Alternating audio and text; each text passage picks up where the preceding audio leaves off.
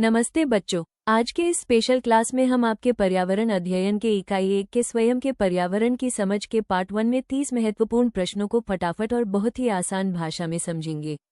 चलिए शुरू करते हैं। पहला सवाल देखते हैं। एनवायरमेंट शब्द की उत्पत्ति फ्रांसीसी शब्द एनवायरनर से हुई है, जिसका अर्थ है पड़ोस। शैक्षणिक संदर्भ में स्वयं के पर्यावरण को समझना का सबसे व्यापक अर्थ क्या है? विकल्प ए, अपने आसपास के केवल भौतिक और जैविक तत्वों की सूची बनाना। बी, ये समझना कि मानव किस प्रकार अपने पर्यावरण का एकमात्र नियंत्रक है। सी, स्वयं को पर्यावरण के एक अभिन्न अंग के रूप में देखना और उसके साथ अपने अंतर्संबंधों को समझना। डी, केवल अपनी बुनियादी आवश्यकताओं की पूर्ति के लिए संसाधनों का दोहन करना। इसका सही उत्तर है सी, स्वयं को पर्यावरण के एक अभिन्न अंग के रूप में देखना और उसके साथ अपने अंतर्संबंधों को समझना। प्रश्न नंबर 2, एक प्राथमिक विद्यालय का बच्चा अपने घर के पास के नाले में प्लास्टिक की बोतलें तैरती हुई देखता है। पर्यावरण के घटकों के वर्गीकरण के अनुसार ये घटना किस श्रेणी में आएगी? ऑप्शंस देखिए। ऑप्शन ए, केवल प्राकृतिक घटक का क्षरण। बी, प्राकृतिक घटक पर सामाजिक आर्थिक यानी मानवीय गतिविधियों का प्रभाव। सी, शुद्ध रूप से एक सांस्कृतिक गतिविधि। या ऑप्शन डी, केवल आर्थिक घटक का विकास। इसका सही उत्तर है ऑप्शन बी, प्राकृतिक घटक पर सामाजिक आर्थिक गतिविधियों का प्रभाव। इंसानों द्वारा फेंकी गई प्लास्टिक की बोतलें हमारे प्राकृतिक जल स्रोतों को नुकसान पहुंचा रही हैं। तीसरा सवाल, निम्नलिखित में से कौन सा तत्व पर्यावरण के सांस्कृतिक घटक के अंतर्गत नहीं आता है, बल्कि प्राकृतिक घटक का हिस्सा है? आपके ऑप्शंस हैं। ऑप्शन ए, विवाह की रीतियां और सामाजिक उत्सव। बी, किसी क्षेत्र विशेष की भाषा और बोलियां। सी, मिट्टी की बनावट और उसमें मौजूद खनिज तत्व। या ऑप्शन डी, कृषि करने के पारंपरिक तरीके। इसका सही जवाब है ऑप्शन सी, मिट्टी की बनावट और उसमें मौजूद खनिज तत्व। बाकी तीनों ऑप्शंस इंसानों से जुड़े हैं, जबकि मिट्टी और खनिज पूरी तरह प्राकृतिक हैं। चौथा प्रश्न, पर्यावरण का आर्थिक घटक हमारे प्राकृतिक पर्यावरण को सबसे अधिक किस प्रकार प्रभावित करता है? ऑप्शंस हैं। ऑप्शन ए, ये केवल पर्यावरण के सौंदर्य बोध को बढ़ाता है। ऑप्शन बी, ये संसाधनों के दोहन की गति, उपभोग के पैटर्न और प्रदूषण के स्तर को निर्धारित करता है। ऑप्शन सी, इसका प्राकृतिक पर्यावरण पर कोई सीधा प्रभाव नहीं पड़ता है। ऑप्शन डी, ये केवल ग्रामीण क्षेत्रों के पर्यावरण को प्रभावित करता है, शहरों को नहीं। इसका सही जवाब है ऑप्शन बी, ये संसाधनों के दोहन की गति, उपभोग के पैटर्न और प्रदूषण के स्तर को निर्धारित करता है। पांचवा सवाल, सामाजिक पर्यावरण के विकास में निम्नलिखित में से किसकी भूमिका सबसे प्राथमिक और आधारभूत मानी जाती है? आपके चार ऑप्शंस ये रहे। ऑप्शन ए, बड़े औद्योगिक घराने। बी, परिवार और स्थानीय समुदाय। सी, अंतर्राष्ट्रीय पर्यावरण संगठन। या ऑप्शन डी, राज्य के कानून और नीतियां। इसका सही उत्तर है ऑप्शन बी, परिवार और स्थानीय समुदाय। हमारा सामाजिक दायरा सबसे पहले हमारे परिवार से ही शुरू होता है। अब देखते हैं हमारा अगला सवाल। प्रश्न नंबर 6 सवाल है, यदि किसी क्षेत्र में अचानक नए उद्योग स्थापित किए जाते हैं तो वहां के सामाजिक पर्यावरण पर इसका क्या संभावित गहरा प्रभाव पड़ेगा? इसके ऑप्शंस को ध्यान से सुनिए। ऑप्शन ए, जनसंख्या का विस्थापन, प्रवासन और सांस्कृतिक विविधता में बदलाव हो सकता है। बी, केवल प्राकृतिक संसाधनों में वृद्धि होगी। सी, सामाजिक ताने बाने पर इसका कोई असर नहीं पड़ेगा। या ऑप्शन डी, पारंपरिक मूल्य पूरी तरह से अपरिवर्तित रहेंगे। इसका सही जवाब है ऑप्शन ए, जनसंख्या का विस्थापन, प्रवासन और सांस्कृतिक विविधता में बदलाव हो सकता है। सातवां प्रश्न, पर्यावरण के जैविक और अजैविक घटकों के बीच निरंतर होने वाले चक्रण, जैसे जल चक्र या कार्बन चक्र, को पर्यावरण के किस पहलू के अंतर्गत सबसे बेहतर समझा जा सकता है? ऑप्शंस देखिए। ऑप्शन ए, घटकों की स्थिरता। बी, घटकों की गतिहीनता। सी, घटकों की अंतःक्रियाएं यानी इंटरैक्शंस। या ऑप्शन डी, सांस्कृतिक प्रभुत्व। इसका सही उत्तर है ऑप्शन सी, घटकों की अंतःक्रियाएं। सजीव और निर्जीव चीजें आपस में मिलकर ही पर्यावरण का संतुलन बनाती हैं।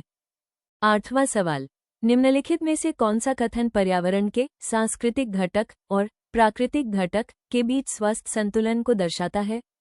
आपके ऑप्शंस हैं। ऑप्शन ए, पहाड़ों को काटकर बड़े बड़े बहुमंजिला होटल बनाना ताकि पर्यटन से आर्थिक लाभ हो।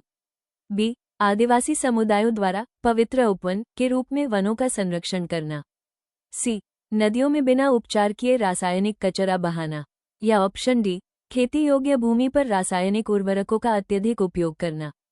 इसका सही जवाब है ऑप्शन बी, आदिवासी समुदायों द्वारा पवित्र उपवन के रूप में वनों का संरक्षण करना। 9वां सवाल, एक शिक्षक कक्षा में चर्चा करता है कि हमारे दादा दादी के समय में कुएं का पानी साफ होता था, लेकिन आज अधिकांश कुएं सूख गए हैं या प्रदूषित हैं। ये चर्चा पर्यावरण के किस परिवर्तन की ओर संकेत करती है? ऑप्शंस हैं। ऑप्शन ए, केवल प्राकृतिक रूप से होने वाला जलवायु परिवर्तन। बी, सांस्कृतिक घटकों का पूर्ण रूप से गायब होना।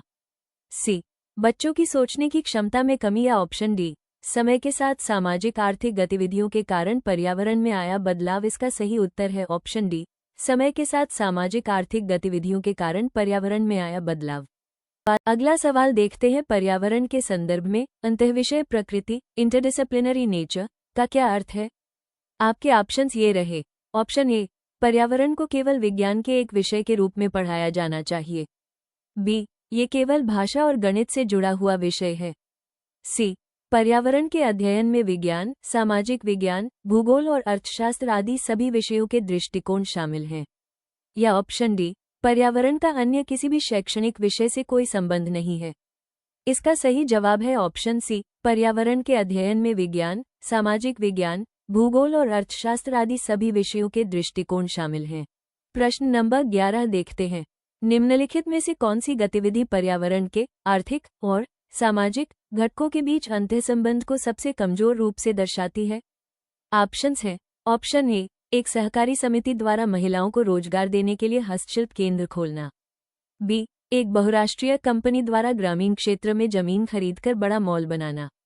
सी, किसी व्यक्ति द्वारा अकेले कमरे में बैठकर टेलीविजन पर पर्यावरण पर वृत्तचित्र देखना। डी, सरकार द्वारा मनरेगा के तहत तालाबों की खुदाई करवाकर ग्रामीणों को रोजगार देना। इसका सही जवाब है ऑप्शन सी, किसी व्यक्ति द्वारा अकेले कमरे में बैठकर टेलीविजन पर पर्यावरण पर वृत्तचित्र देखना।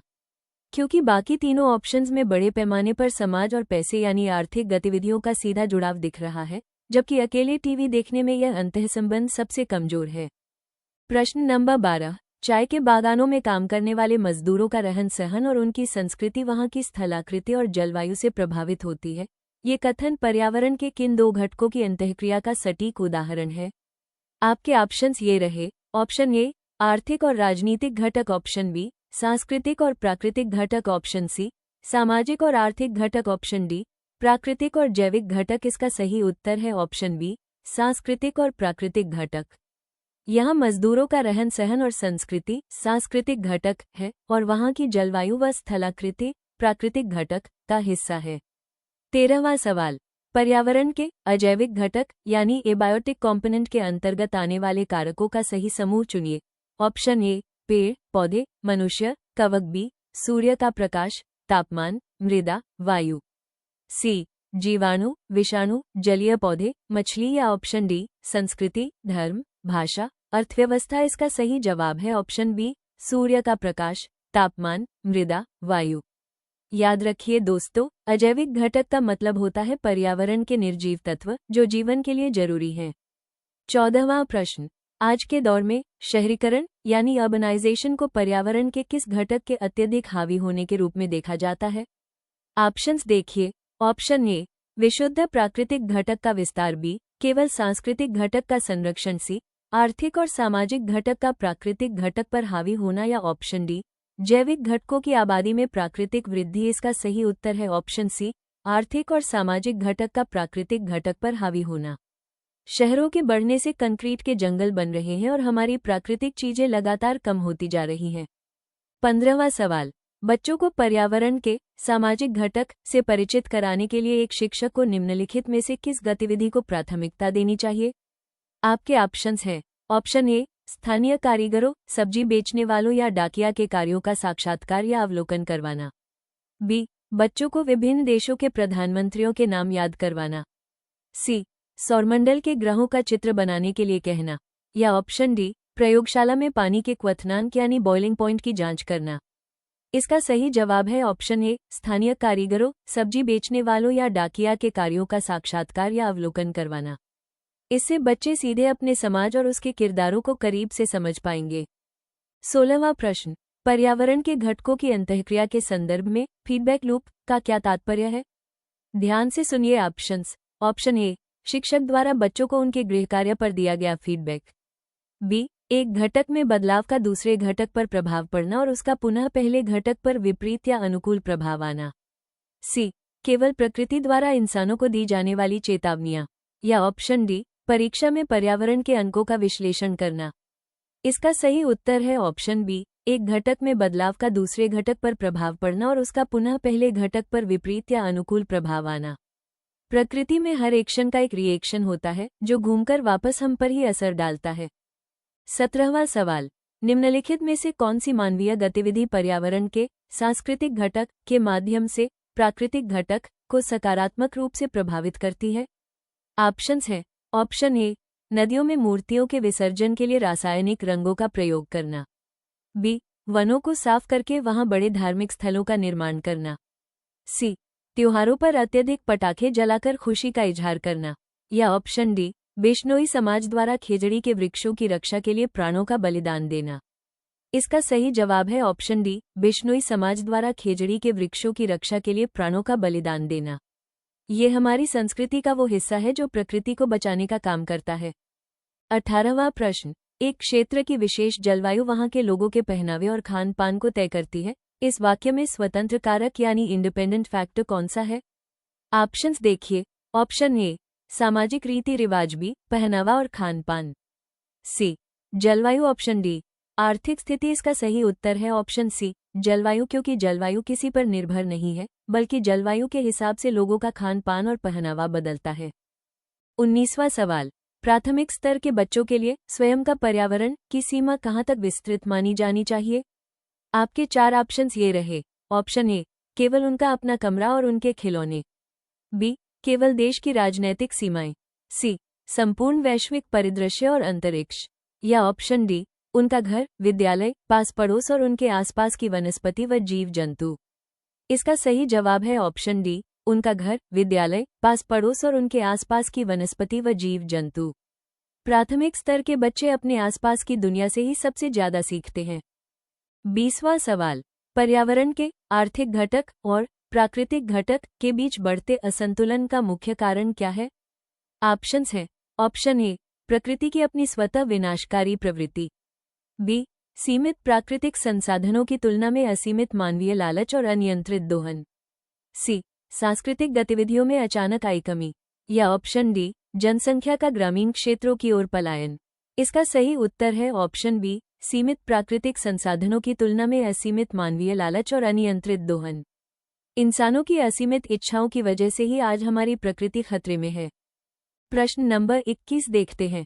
वैश्विक तापन, ग्लोबल वार्मिंग के संदर्भ में आज का सबसे प्रमुख सरोकार ग्रीनहाउस गैसों का बढ़ता उत्सर्जन है। पर्यावरण अध्ययन की कक्षा में इसे समझाने के लिए कौन सा दैनिक जीवन का उदाहरण सबसे उपयुक्त है? आपके ऑप्शंस हैं। ऑप्शन ए, बंद धूप में खड़ी कार के अंदर का तापमान बाहर की तुलना में बहुत अधिक हो जाना। बी, फ्रिज में बर्फ का जमना।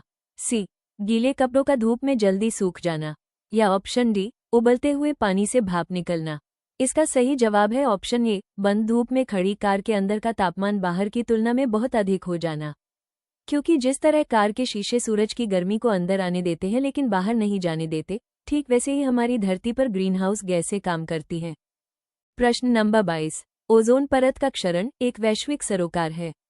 प्राथमिक और उच्च प्राथमिक स्तर पर बच्चों को ये समझाते समय शिक्षक को किस मुख्य कारक पर ध्यान केंद्रित करना चाहिए? ऑप्शंस देखिए। ऑप्शन ए, केवल अंटार्कटिका के अक्षांशों पर।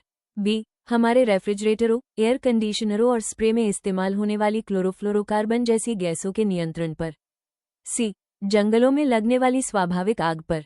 या ऑप्शन डी, सूर्य से आने वाली दृश्य प्रकाश किरणों पर। इसका सही उत्तर है ऑप्शन बी, हमारे रेफ्रिजरेटरों, एयर कंडीशनरों और स्प्रे में इस्तेमाल होने वाली क्लोरोफ्लोरोकार्बन जैसी गैसों के नियंत्रण पर। यही गैसें ओजोन परत को सबसे ज्यादा नुकसान पहुंचाती हैं। प्रश्न नंबर 23, सतत विकास की अवधारणा का मूल सरोकार क्या है? आपके ऑप्शंस ये रहे। ऑप्शन ए, वर्तमान पीढ़ी की आवश्यकताओं को पूरी तरह रोक देना ताकि भविष्य सुरक्षित रहे। बी, तीव्र गति से उद्योगों का विकास करना चाहे पर्यावरण को कितना भी नुकसान हो। सी, संसाधनों का इस प्रकार उपयोग करना कि वर्तमान की आवश्यकताएं भी पूरी हो और भावी पीढ़ी के लिए भी संसाधन बचे रहें। या ऑप्शन डी, सभी प्राकृतिक संसाधनों का तत्काल निजीकरण कर देना। इसका सही जवाब है ऑप्शन सी, संसाधनों का इस प्रकार उपयोग करना कि वर्तमान की आवश्यकताएं भी पूरी हो और भावी पीढ़ी के लिए भी संसाधन बचे रहें। इसे ही हम सस्टेनेबल डेवलपमेंट कहते हैं। प्रश्न नंबर 24। आज के समय में ई कचरा एक गंभीर पर्यावरणीय और स्वास्थ्य सरोकार बनकर उभरा है। ई कचरे के बढ़ने का मुख्य कारण क्या है? ऑप्शंस हैं ए, केवल कागज और लकड़ी के बर्तनों का अत्यधिक उपयोग, बी, इलेक्ट्रॉनिक उपकरणों जैसे मोबाइल, कंप्यूटर का तेजी से पुराना होना और उनका अनुचित निस्तारण, सी, प्लास्टिक की थैलियों का बढ़ता उपयोग, या ऑप्शन डी, जैविक कचरे का सही से कंपोस्टिंग न होना। इसका सही उत्तर है ऑप्शन बी, इलेक्ट्रॉनिक उपकरणों का तेजी से पुराना होना और उनका अनुचित निस्तारण। नए नए गैजेट्स के आने से पुराना सामान कचरा बन रहा है जो पर्यावरण को नुकसान पहुंचाता है। प्रश्न नंबर 25। जैव विविधता का ह्रास, लॉस ऑफ बायोडाइवर्सिटी, आज की एक बड़ी समस्या है। इसका सबसे प्रमुख कारण निम्नलिखित में से किसे माना जाता है? ध्यान से सुनिए ऑप्शंस। ऑप्शन ए, चिड़ियाघरों में जानवरों की संख्या का बढ़ना। ऑप्शन बी, जीवों के प्राकृतिक आवासों का विनाश और वनों का विखंडन। ऑप्शन सी, मौसम में होने वाले सामान्य मौसमी बदलाव। ऑप्शन डी, बच्चों द्वारा पौधों को पानी देना। इसका सही जवाब है ऑप्शन बी, जीवों के प्राकृतिक आवासों का विनाश और वनों का विखंडन। जब जानवरों के घर यानी जंगल ही कट जाएंगे तो जैव विविधता अपने आप खत्म होने लगेगी। प्रश्न नंबर 26। आधुनिक कृषि प्रथाओं में रासायनिक उर्वरकों और कीटनाशकों का अत्यधिक उपयोग किस गंभीर पर्यावरणीय सरोकार को जन्म दे रहा है? ऑप्शंस देखिए। ऑप्शन ए, केवल वायु प्रदूषण में कमी लाता है। ऑप्शन बी, जैव विविधता में अचानक भारी बढ़ोतरी। ऑप्शन सी, मिट्टी की उपजाऊ क्षमता में स्थायी वृद्धि। ऑप्शन डी, मृदा प्रदूषण, जल प्रदूषण और खाद्य श्रृंखला में हानिकारक रसायनों का संचय। इसका सही उत्तर है ऑप्शन डी, मृदा प्रदूषण, जल प्रदूषण और खाद्य श्रृंखला में हानिकारक रसायनों का संचय। ये केमिकल बहकर पानी में जाते हैं और फसलों के जरिए हमारे शरीर में पहुंचते हैं। प्रश्न नंबर 27। जल संकट के संदर्भ में शहरों में कंक्रीटीकरण किस प्रकार एक बड़ा सरोकार बन गया है? आपके ऑप्शंस हैं। ऑप्शन ए, यह वर्षा जल के भूमि के भीतर रिसने को रोकता है जिससे भूजल स्तर लगातार गिरता जाता है। ऑप्शन बी, ये शहरों को सुंदर बनाता है जिससे बारिश अधिक होती है। ऑप्शन सी, इससे जल का वाष्पीकरण पूरी तरह रुक जाता है। या ऑप्शन डी, ये पानी को सीधे शुद्ध करने का काम करता है। इसका सही जवाब है ऑप्शन ए, यह वर्षा जल के भूमि के भीतर रिसने को रोकता है जिससे भूजल स्तर लगातार गिरता जाता है। हर जगह कंक्रीट होने से बारिश का पानी जमीन के नीचे नहीं जा पाता। प्रश्न नंबर 28। दिल्ली जैसे बड़े महानगरों में सर्दियों के दिनों में होने वाला स्मॉग मुख्य रूप से किन तत्वों का मिश्रण है? ऑप्शंस इस प्रकार है। ऑप्शन ए, कोहरा यानी फॉग और वायु प्रदूषक जैसे धुआं, धूल के कण और गैसें। ऑप्शन बी, शुद्ध ऑक्सीजन और नाइट्रोजन गैस का। ऑप्शन सी, केवल पानी की वाष्प और carbon dioxide. Option D, ozone gas और बर्फ के महीन कण। इसका सही उत्तर है ऑप्शन ए, कोहरा, फॉग और वायु प्रदूषक जैसे धुआं, धूल के कण और गैसें। स्मोक और फॉग मिलकर ही स्मॉग बनाते हैं जो सांस के लिए बहुत खतरनाक है। प्रश्न नंबर 29। अम्लीय वर्षा ऐतिहासिक इमारतों जैसे ताजमहल और जलीय जीवन को नुकसान पहुंचा रही है। यह मुख्य रूप से हवा में किन गैसों की अधिकता के कारण होती है? ऑप्शंस हैं। ऑप्शन ए, कार्बन मोनोऑक्साइड और हाइड्रोजन। बी, हीलियम और ऑर्गन। सी, केवल मीथेन और ओजोन। या ऑप्शन डी, सल्फर डाइऑक्साइड और नाइट्रोजन ऑक्साइड। इसका सही जवाब है ऑप्शन डी, सल्फर डाइऑक्साइड और नाइट्रोजन ऑक्साइड। ये गैसें आसमान में पानी के साथ मिलकर एसिड बनाती हैं और बारिश के रूप में बरसती हैं।